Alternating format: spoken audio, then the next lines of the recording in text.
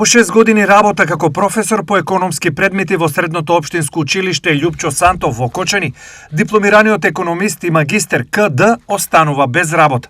Во дописот таа ја објаснува целата ситуација на следниот начин. Како вработена во Средното општинско училиште Љупчо Сантов Кочани од мај 2019 до 31.8.2025 година, при истото училиште од сегашниот директор Љубомир Гацев, што е на функција 3 години, имам поднесувано барање за трансформација на работен однос од определено на неопределено работно време, 2 пати, и тоа декември 2023 година и јуни 2024 година, на кое сум одбивана писмено како неосновано, иако за некој вработени го трансформира во тој период. Објаснува професорката. Во меѓувреме, според дописот, директорот го трансформира работниот однос на 4 лица по економски предмети, од кои едниот има само 2 години стаж, а другиот вработен нема ни магистратура, а на додипломски има просек од само 6,5 и е со 3 години стаж. Без оглед на ова, на нив без проблем им се трансформира работниот однос.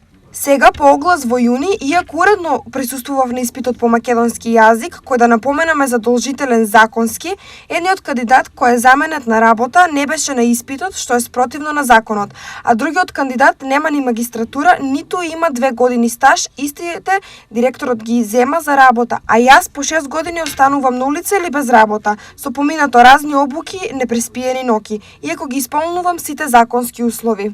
Болно констатира професорката. Покрај останатите, заклучокот ова би можел да биде и дека веројатно станува збор за уште една груба партизација во образованието и класично непочитување на законите. Нешто кое кај нас функционира со децении и без никакви сигнали дека може да се промени. Повредени и разочарани поради ова има безброј, но сепак од училиштето демантираат такво нешто и објаснуваат. Сите активности во оваа насока се спроведени согласно Законот за средно образование и Законот за наставник и стручен соработник за основно и средно образование. Документацијата е јавно достапна, а доколку некој смета, случајот може да се пројави и во Државниот просветен инспекторат. Изјави директорот Љубомир Гацев.